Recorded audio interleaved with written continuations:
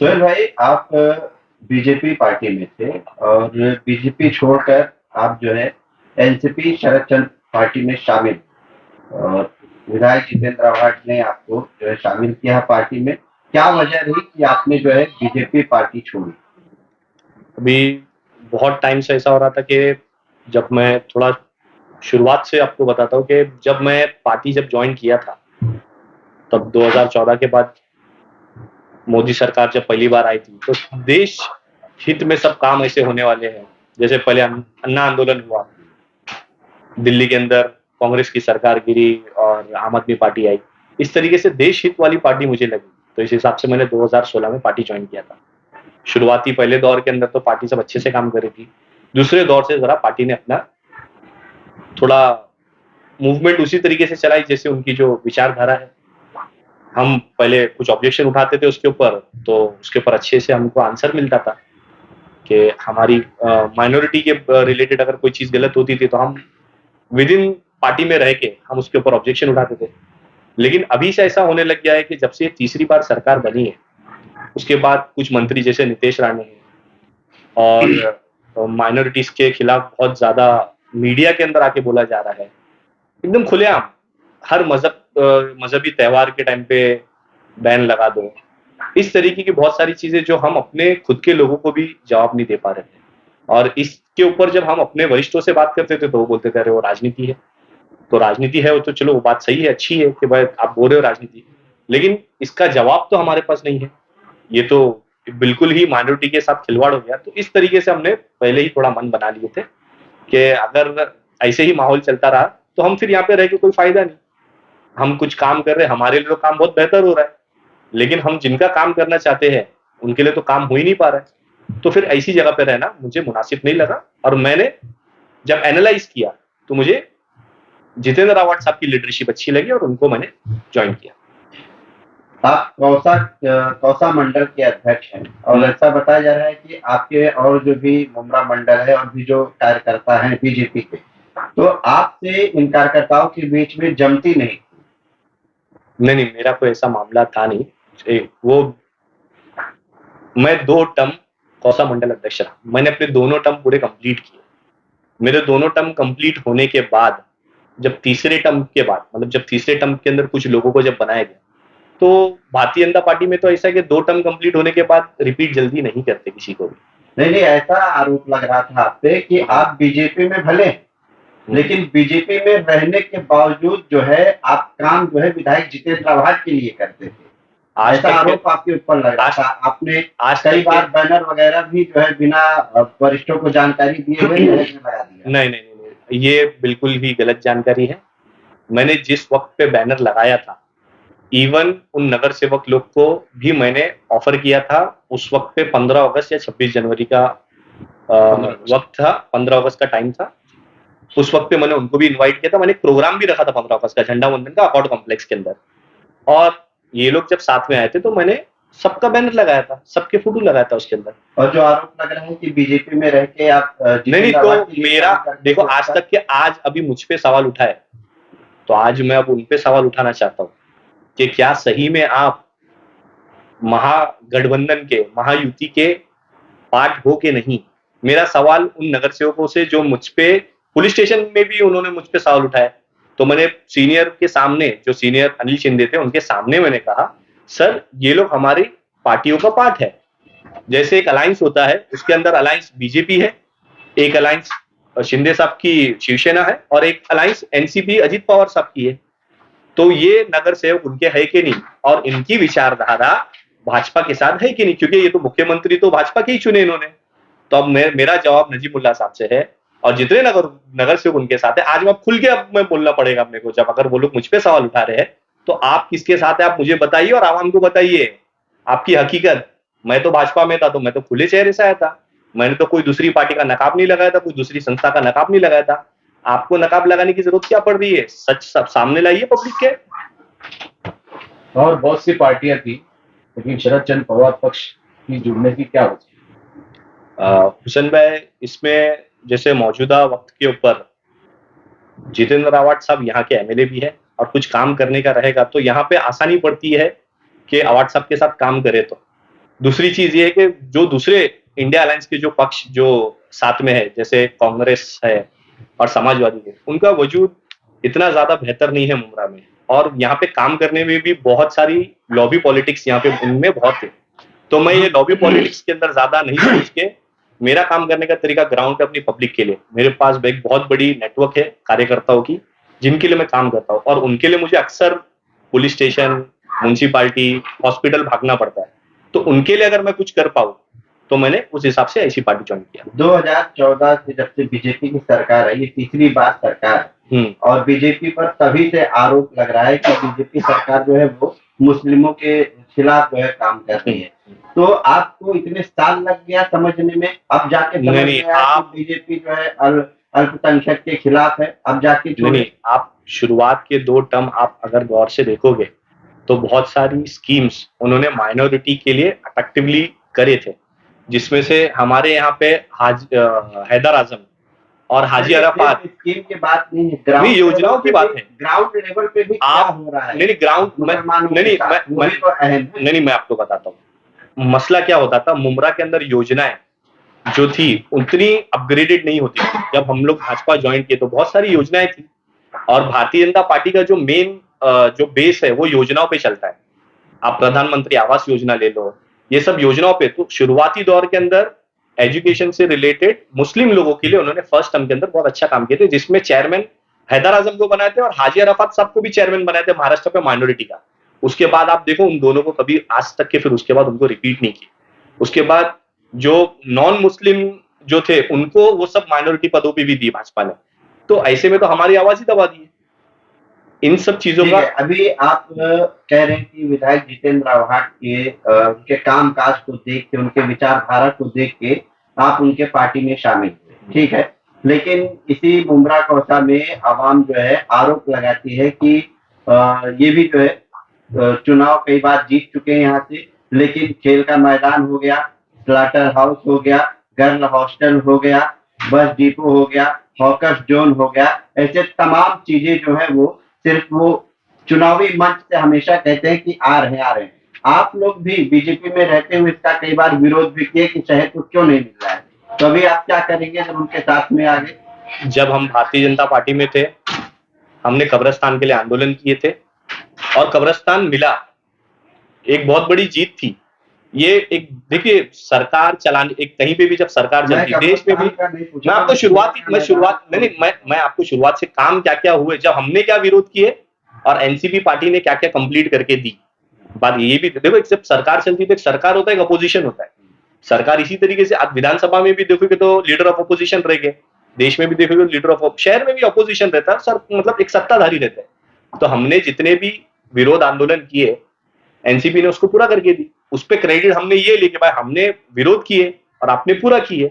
इस तरीके से जैसे शुरुआती दौर में आप व्हाट्सएप का देखिए कि स्टेशन बना दिए के लिए लोग प्रोटेस्ट कर रहे हैं, खेल का मैदान नहीं, देखिए अभी स्लाटर हाउस नहीं मिला है। इस्लामुद्दीन भाई इतनी जब सारी चीजें मिल गई, जब म्युनिसिपालिटी हॉस्पिटल मिल गया, स्टेडियम मिल गया, एमएम वैली का कितना आज पॉश इलाका, एक आप जाओगे तो एक इंटरव्यू में तो आपने खुद ने मुझे बोला था जब हॉस्पिटल नहीं बना था, आप बोले थे ये रोड इतने करोड़ों का बना है, आपको ये डेवलपमेंट नहीं दिखता है। तो मैंने उस वक्त पे कबूल भी किया था कि हाँ ये रोड उनका डेवलपमेंट है, एक बड़ा डेवलपमेंट है।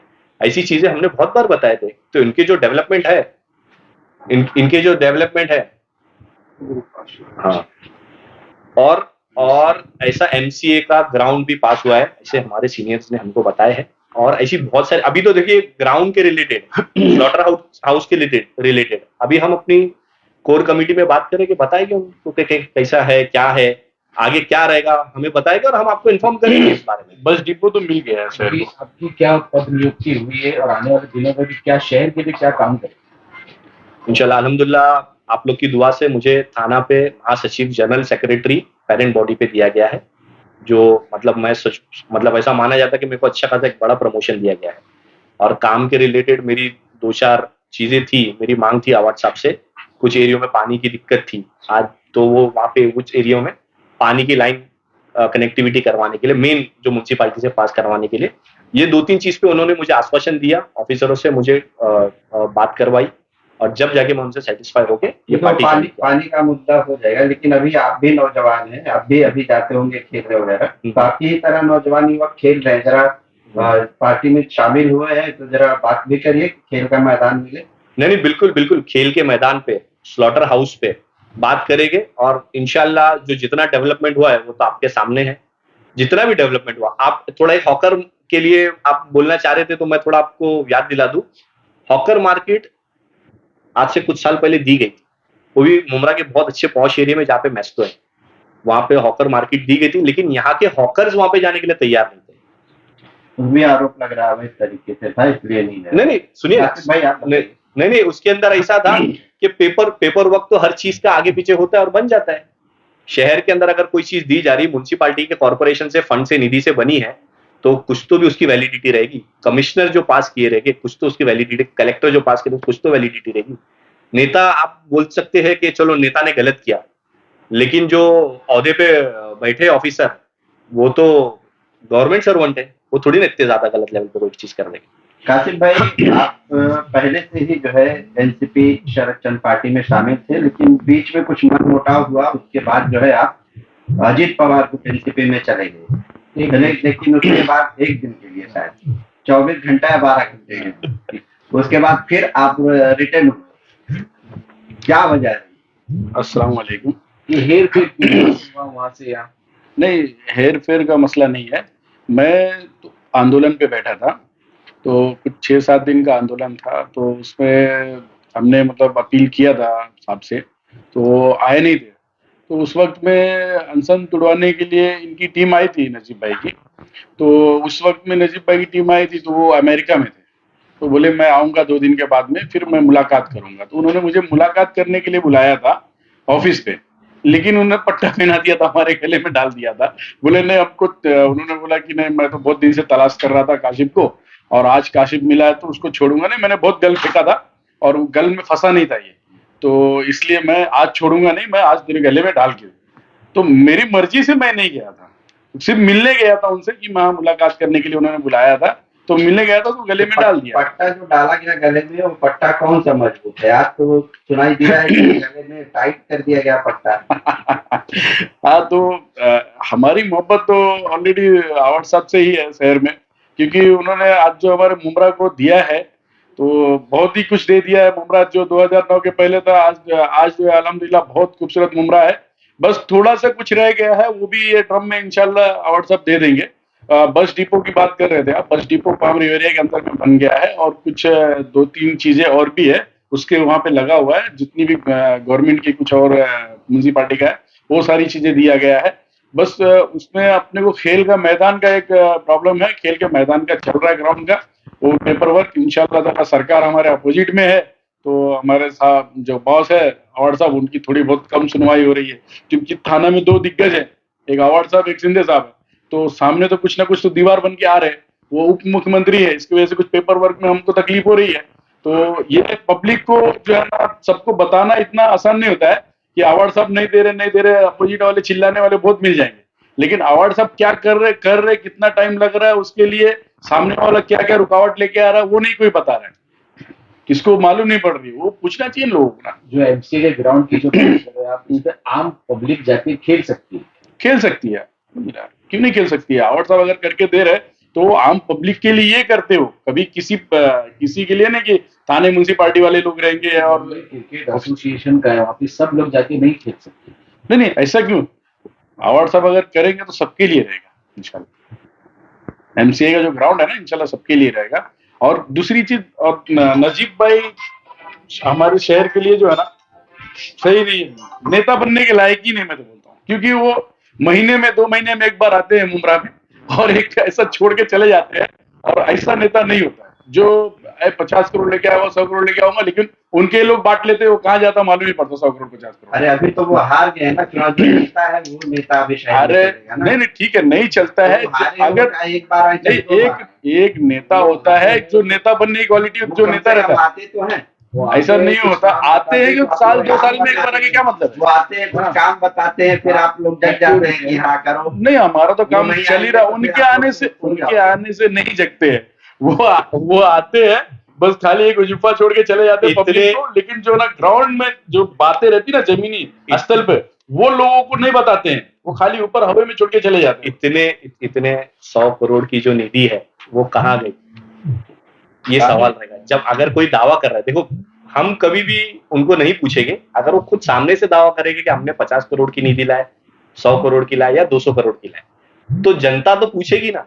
नहीं तो इलेक्शन में तो ये बोलेगे कि भाई हमने 200 करोड़ की तो लाए तो गई कहाँ? 350 करोड़ की निधि मुंद्रा में आई है, कहाँ गई? कलवा के विधायक ना होते हुए भी नजीमुल्ला ने कम से कम इतना बजट लाया और कुछ लाए नहीं, आप तो अपने लोगों के लिए लाए ना। नहीं, मेरा क्वेश्चन वही है, लाए तो कहाँ लगी, किधर गायब हो गई? आप नहीं समझ पा रहे मैं क्या क्वेश्चन कर रहा हूँ। मतलब लाए तो कहाँ है, लाए तो है किधर, लोगों लगाए किधर? जो उनके साथ जुड़े, बस स्टॉप बनाए, यही रेलवे स्टेशन बनाए। यही चीज जब आप लोग एनसीपी में नहीं थे ना, तब यही चीज जो है आप यहाँ के विधायक के लिए बोलते थे। नहीं, मुद्दे पे बोलते, नहीं कभी नहीं। यही चीज आज कैसा, जब म्युनिसिपालिटी हॉस्पिटल पे जब हमने किए थे, तो हमने ये शामिल हो जाता है ना, फिर वहाँ का उसको नहीं, हमने म्युनिसिपालिटी हॉस्पिटल पे भी जब आवाज उठाए थे तो हमने बोले थे लेट बन रहा है। कब्रिस्तान पे जब आवाज उठाए थे तो कब्रिस्तान जल्दी बना के, तो इन सब चीजों पे था, वो बन के मिली, स्टेडियम बन के मिला, म्युनिसिपालिटी हॉस्पिटल बन के मिला, शहर के बच्चे खेल सकते क्या? नहीं खेल सकते ना। नहीं, सुनिए, स्विमिंग पूल है, पेमेंट करो फिर खेलो। नहीं, देखिए कैसा कि थोड़ा एक मिनिमम चार्ज है, थोड़ा एक मिनिमम चार्ज है, स्टेडियम बना, दूसरा ग्राउंड भी दे रहे हो। नहीं मतलब लोग आके फायदा, हुसैन भाई नहीं, मेरा बोलने का मतलब ये है कि सब जगह के लोग आके फायदा उठा रहे हैं, अपने शहर के लोग भी वहां पे जाके खेल रहे हैं, मैच भी होती है, टेनिस का भी होता है। नहीं बिल्कुल, जो भी भरना पड़ता है, पैसा देके होता है, तो लेकिन वो म्युनिसिपालिटी का है, गवर्नमेंट का है। जो शहर के बच्चे खेल रहे हैं ना, वो टर्फ में जाके बेचारे पेमेंट करके खेल रहे हैं। वो तो आप सिर्फ टेनिस क्रिकेट की बात कर रहे हो, उसके अलावा रनिंग हो गई। नहीं, आप लोग जब ये पार्टी से वो पार्टी में शामिल होते हैं तो खूब गड़ी पटाखे स्पोर्ट्स नहीं, इस्लामुद्दीन स्पोर्ट्स अब मैं बता देता हूँ, एक मिनट में बताता हूँ इस्लामुद्दीन भाई। स्पोर्ट्स सिर्फ क्रिकेट नहीं, एमएलए जो होता है ना, अगर शहर का जो चीज भी है, शहर का जो एमएलए होता है ना, वो क्या करता है, वो पास करा के लाके देता है, और पास करा के लाके देने को टीएमसी बना के देने की टीएमसी की जवाबदारी होती है। लेकिन हमारे शहर के जो अपोजिट वाले रहते हैं ना, वो टीएमसी को नहीं पकड़ते हैं, वो एमएलए को पकड़ेंगे। अरे उसने पास करवा दिया तो तुम बनाओ ना उसको, टीएमसी को पता पड़ा। यहाँ के विधायक जो है आके वहां पर गेट तोड़ दिए थे, बोले जिंदगी भर खेलो इस मैदान में, अभी वो रियायती रोड हो गया, अभी क्या करेंगे? ये तो जो सरकार में उनसे पूछना चाहिए कि उन्होंने ऐसा आरोप नहीं किया। अभी तो ओपन ही है, अभी भी ओपन है। कहाँ नहीं, जो सरकार में है, जो चेंज करने वाला हमको पकड़ना चाहिए ना। नहीं, जो चेंज करने वाला है वो सरकार में बैठे उन लोगों ने चेंज किया ना। ठीक है, चलिए उनसे पूछना चाहिए ना। आप लोग की गलती नहीं, आप लोग शामिल हो तो अपने नेता का पक्ष रखेंगे। ऐसा कुछ नहीं है, नेता का पक्ष जो सही है उसका सही। आने वाले दिनों में कुछ काम करो शहर के, इंशाल्लाह आप लोग की दुआ रहेगी, शहर के लिए सब काम होंगे। और जिस पार्टी में शामिल हुए हो उस पार्टी के नेताओं से भी सवाल करो कि हमारे शहर में ये चीज की जरूरत है, ताकि आप लोग शामिल हुए तो लोगों को जवाब दे सकते। नहीं, इंशाल्लाह शामिल होने से पहले ही सवाल करके आए हैं, अल्हम्दुलिल्लाह अच्छा जवाब मिला। लोगों को जवाब देने का ना जवाब लोगों ने दिया, हमारे शहर के लोगों ने दिया 1 लाख वोट देके, क्योंकि उनको मालूम है कि जो है ना, कि शहर में काम हो रहा है और धीरे धीरे हो रहा है, थोड़ा तेज नहीं होता।